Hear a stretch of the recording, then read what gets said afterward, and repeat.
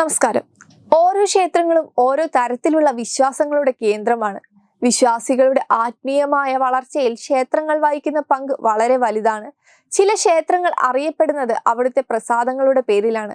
അത്ഭുത സിദ്ധികളും രോഗശാന്തിയും ലഭിക്കുമെന്ന് വിശ്വസിക്കപ്പെടുന്ന ക്ഷേത്ര പ്രസാദങ്ങൾ കൊണ്ട് പ്രസിദ്ധമായ നിരവധി ക്ഷേത്രങ്ങളുണ്ട്. രോഗങ്ങൾ അകറ്റുമെന്ന് വിശ്വസിക്കപ്പെടുന്ന ക്ഷേത്ര പ്രസാദങ്ങളെക്കുറിച്ചും ആ ക്ഷേത്രത്തെക്കുറിച്ചും അറിയാം. മാറാവ്യാധിയിൽ നിന്നും രോഗങ്ങളിൽ നിന്നും മോചനം നൽകുമെന്ന് വിശേഷിക്കപ്പെടുന്നതാണ് കൊല്ലൂർ മൂകാംബിക ക്ഷേത്രത്തിലെ കഷായ തീർത്ഥ സേവ. അവിടുത്തെ ഏറ്റവും പ്രധാനപ്പെട്ട പ്രസാദം കൂടിയായ ഈ കഷായ തീർത്ഥം രാത്രിയിലെ കഷായ പൂജയ്ക്ക് ശേഷം നാലമ്പലത്തിന് പുറത്തു വെച്ചാണ് വിതരണം ചെയ്യുന്നത്.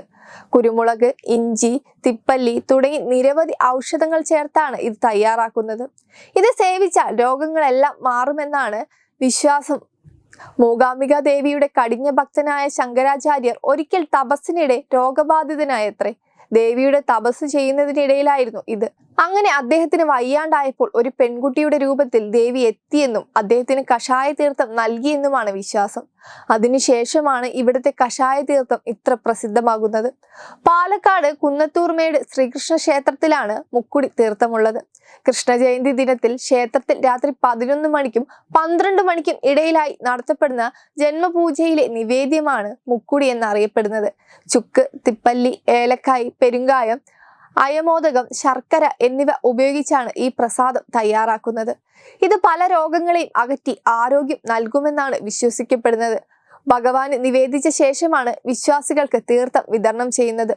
കുന്നത്തൂർമേട് ശ്രീകൃഷ്ണ ക്ഷേത്രത്തിലേതുപോലെ തന്നെ കൂടൽമാണിക്യം ക്ഷേത്രത്തിലെ തൃപ്പൂത്തരിയും മുക്കുടിയും പ്രസിദ്ധമാണ്. സാധാരണമായി തുലാം മാസത്തിലെ തിരുവോണ നാളിൽ പുത്തരിയും പിറ്റേന്ന് മുക്കുടിയും ആചരിക്കുകയാണ് പതിവ്. പ്രത്യേക പച്ചിലകൾ ചേർത്തുണ്ടാക്കുന്ന ഈ ഔഷധം കുട്ടഞ്ചേരി മൂസ് എന്നാണ് അറിയപ്പെടുന്നത്. തൈരിൽ കലർത്തി ദേവന് നിവേദിച്ച ശേഷം ഭക്തർക്ക് നൽകും. ഇത് കഴിച്ചാൽ അടുത്ത 1 വർഷത്തേക്ക് ഉദര സംബന്ധമായ രോഗങ്ങൾ ഉണ്ടാവില്ലെന്നാണ് വിശ്വാസം. പുത്തരി നിവേദ്യത്തിന്റെ അനുബന്ധമായാണ് മുക്കുടി നിവേദ്യം തയ്യാറാക്കുന്നത്. കൂടൽമാണിക്യം ക്ഷേത്രത്തിൽ തന്നെ പ്രസിദ്ധമായ മറ്റൊരു നിവേദ്യമാണ് വഴുതന നിവേദ്യവും മീനൂട്ടും. ഉദര സംബന്ധമായ രോഗങ്ങളിൽ നിന്നും മോചനം ലഭിക്കുവാനാണ് വഴുതനങ്ങ നിവേദ്യം നടത്തുന്നത്. മീനൂട്ട് വഴിപാട് നടത്തിയാൽ ശ്വാസ സംബന്ധമായ രോഗങ്ങൾ മാറുമെന്നാണ് വിശ്വാസം. സർപ്പവിഷത്തിനെതിരെയുമുള്ള മരുന്നിന് പ്രസിദ്ധമാണ് അച്ചൻകോവിൽ ശാസ്താ ക്ഷേത്രം. വിഷഹാരിയാണ് ഇവിടുത്തെ ശാസ്താവ് എന്നാണ് വിശ്വാസം. രാത്രിയിലും വിഷം കളയുവാനുള്ള ചികിത്സയ്ക്കായി നട തുറക്കുന്ന അത്യപൂർവ ക്ഷേത്രങ്ങളിൽ ഒന്നുകൂടിയാണിത്. സർപ്പവിഷത്തിനെതിരെയുള്ള ഔഷധമായി ഇവിടുത്തെ പ്രതിഷ്ഠയായ ശാസ്താവിന്റെ കൈക്കുമ്പിളിൽ സൂക്ഷിച്ചിരിക്കുന്ന ചന്ദനമാണ് ഉപയോഗിക്കുന്നത്. വിഷമേറ്റു വരുന്നവർക്ക് ചികിത്സയ്ക്കായി എപ്പോൾ വേണമെങ്കിലും കിഴക്കേ ഗോപുരനടയിലെ മണിയടിച്ച് സഹായം ചോദിക്കാം. ശാസ്താ വിഗ്രഹത്തിന്റെ വലതു കൈക്കുമ്പിളിലെ ചന്ദനം തീർത്ഥത്തിൽ ചാലിച്ച് നൽകുന്നതാണ് ചികിത്സ. ആലപ്പുഴ ജില്ലയിലെ തകഴി ധർമ്മ ശാസ്താ ക്ഷേത്രമാണ് വലിയെണ്ണ പ്രസാദത്തിന് പ്രസിദ്ധമായിരിക്കുന്നത്. വലിയെണ്ണ പ്രസാദം വാതരോഗം അകറ്റുമെന്നാണ് വിശ്വാസം.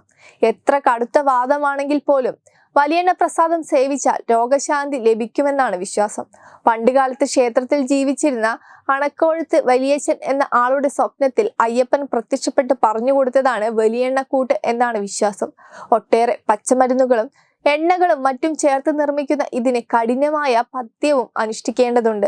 നാവിലോ പല്ലിലോ തൊടാതെ ശംഖ് ഉപയോഗിച്ച് തൊണ്ടയിൽ ഒഴിച്ച് കഴിക്കുകയാണ് ചെയ്യുന്നത്. 7 ദിവസം ഇവിടെ താമസിച്ച് പ്രാർത്ഥിച്ച് ഈ മരുന്ന് കഴിച്ച ശേഷം ക്ഷേത്രത്തിൽ നിന്ന് നൽകുന്ന ചോറും ഇന്ദുപ്പും കുരുമുളകും ചേർത്ത് കഴിക്കണം എന്നാണ് രീതി. മിഥുനം, കർക്കിടകം എന്നീ 2 മാസങ്ങളിലാണ് ക്ഷേത്രത്തിൽ മരുന്ന് തയ്യാറാക്കുന്നത്.